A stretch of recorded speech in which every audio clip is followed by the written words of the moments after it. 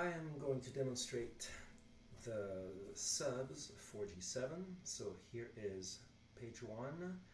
This is the first example.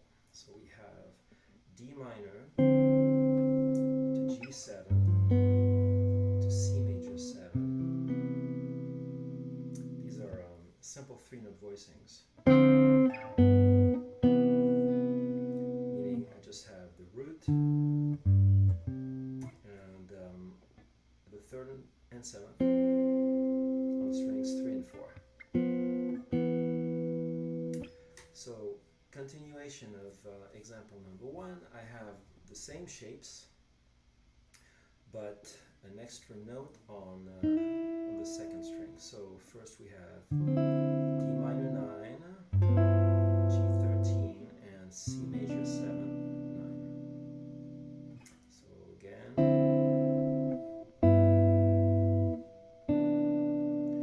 as an option we can play G7 flat 13, which is G7 sharp 5. So I can go directly from D minor 9 to G7 sharp 5 and then resolve into the C major 9. If the tempo is not too fast, I can also do both chords, meaning 1, 2, 3, 4, 1, 2, 3,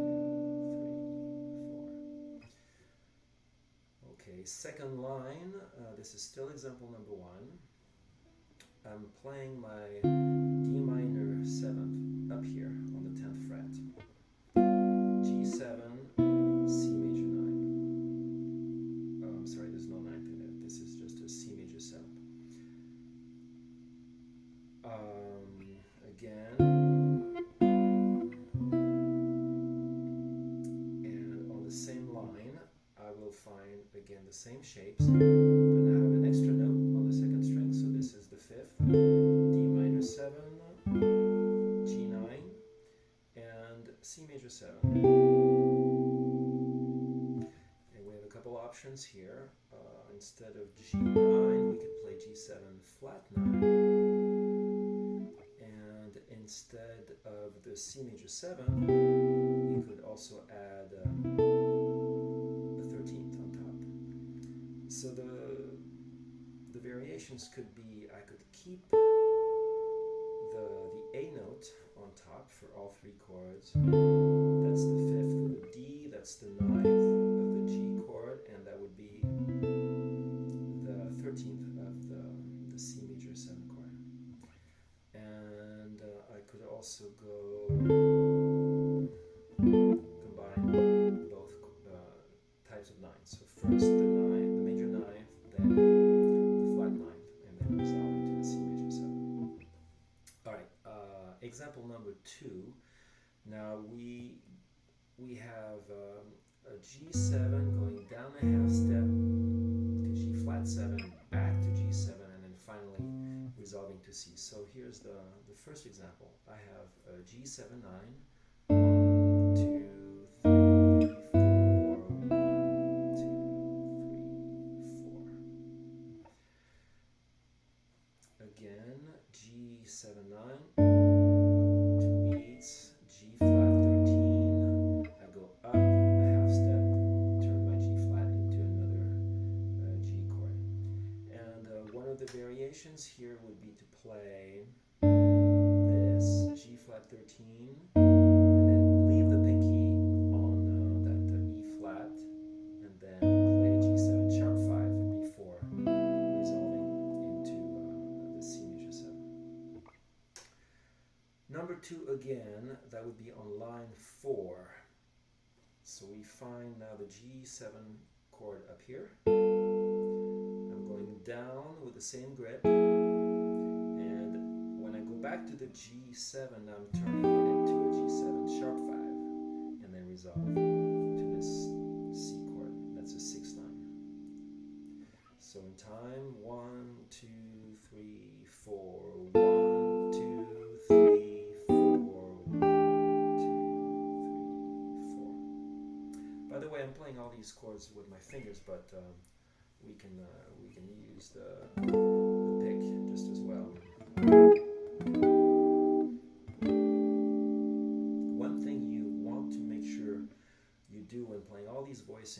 sure you bring out the top note for all these chords. Whether it's played with the pinky or your fingers, make sure you hear that note. And when we play with the pick, we really want to rest into the first string in this case, not be too wimpy on the second string. Okay, we are going now to example 3. So we're moving back up to the third line here. So example 3, we have G7 going up to G sharp 7 and then back down to G7. Both these examples, number 2 and number 3, that's called sidestepping. You just have move down your chord in a half step or up. So here's number 3. The first example for number 3, I said, was on the second half of the third line. All right, so we have G13 for 2 beats. I'm moving the chord as is. It becomes a G sharp 7 with a 13, and then I'm bringing the grip down, but at the same time, I'm up with the top note. So on top, we hear eventually going into the C chord. So in time, 1, 2, 3, 4.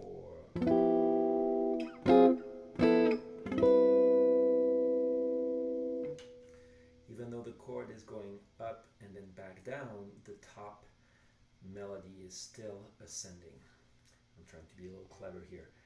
Again, 1, 2, 3, 4, 1, 2, like that. Okay, there's another example for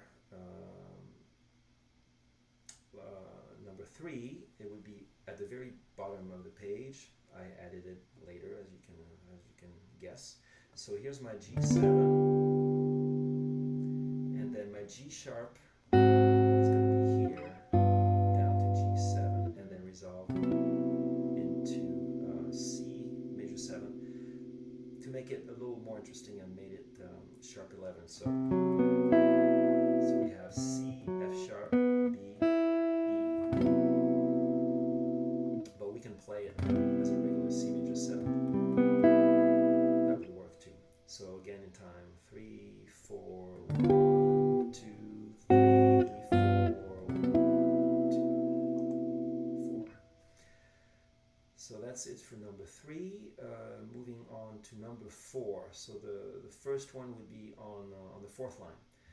So what we have here is a B half diminished, resolving into a C6/9. So that B half diminished, where does it come from?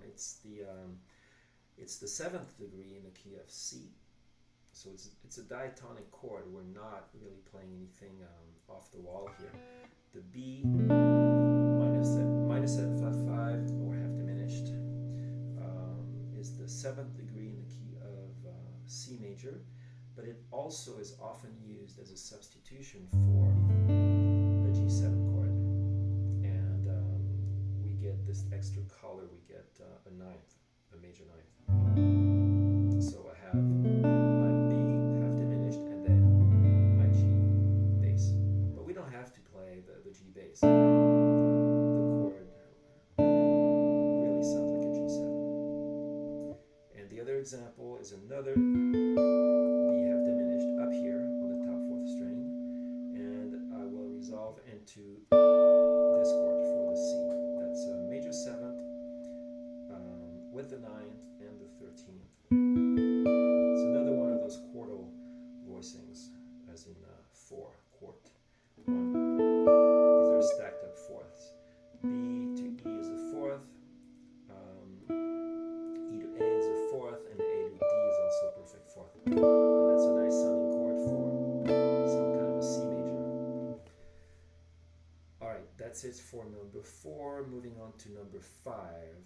So instead of the B half diminished, we can make it a B diminished, a fully diminished 7th chord. And it means that the sound of the G7 will now be a a G7 flat 9 instead of a G7 with a major 9th only. And as you know, a B diminished is also a D diminished, an F diminished, or an A flat diminished. And if I keep moving up again, I land on my B diminished one more time. So the first example for number 5 is this. It's a D diminished. So I'm calling it D diminished simply because I have D in the bass, but it's also all the other diminished chords that I just listed. So here we go, D diminished, and then down the whole step, becoming C major 7. This works beautifully. And another example using the diminished chord would be this one. So this one I called it B diminished, but I could have called it A flat diminished, or D diminished, or F diminished. So B diminished resolving into this C major 7. And that completes page 1. So page 2 starts with example number 6, where we have now D flat 7 resolving into C major. So D flat 7, it's the tritone sub of the G. I'm not going to start talking about tritone subs now, but this very quickly explains why D flat 7 works instead of G7. Right? I'm simply exchanging the roots, D flat and then G7, but my 3 and 7, the 3rd and 7th of the dominant chord is the same, whether I'm thinking G7 or D flat 7. So I'm coloring the chord a little bit. I have the D7 with a 9th and a 13th. And there's that little X. So the X means that that note is played afterwards. So we could play 2 beats of the first chord, 2 more beats for this chord, and then finally resolve into the C6-9. So in time, 1, 2, 3, 4. That's the way to do it. On the same line, there's another D flat. This one is a D flat 13, which then turns into D flat 9. But you are recognizing an F minor 7 flat 5. So that's my substitution for the D flat 9, and then resolve into that C6-9 that we saw somewhere on the previous page. So in time I have this 1, 2, 3, 4.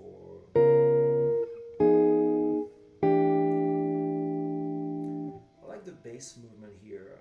The D flat goes up a 3rd to F, and then down a half step.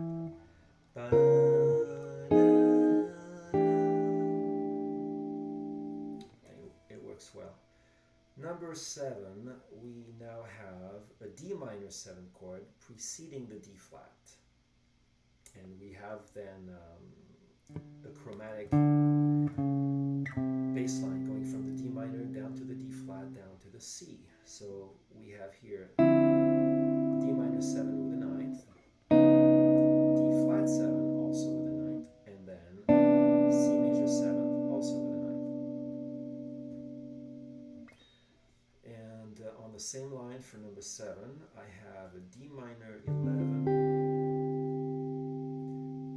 becoming then a D flat 7 flat 5. I get to keep the same note on top, and then C major 7. So here we go. And as an option for the D flat, we could also play a D flat 7 with a 9th, major 9th. So it would be, that works too. Example 8. Now we are preceding the D flat chord with its related 2 chord, meaning we can play an A flat minor 7 immediately before the D flat 9, or the D flat dominant. It doesn't have to be a 9. So I have this example here for number 8. That's my A flat minor 7. Here's my D flat 7, and then I resolve down to my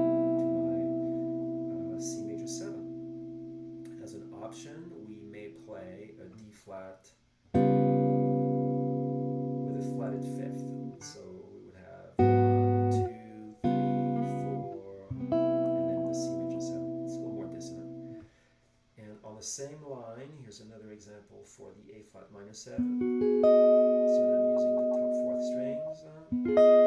This is a D flat 7 with a major ninth. You might recognize another F minor 7 flat 5. That's an inversion.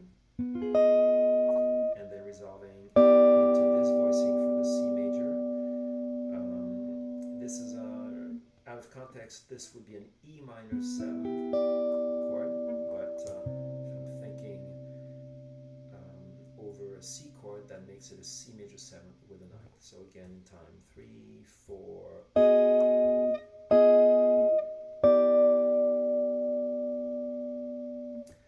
We're almost there. This is number 9. So I have now a sequence of 2 5s. First, the D minor to the G7, then we have the tritone sub also with a complete 2 5. So D minor, G7, A flat, D flat, and C major. But that's not how I wrote the example. I wrote the example on the top fourth string. So we have D minor 7th, that's a G7 flat 5.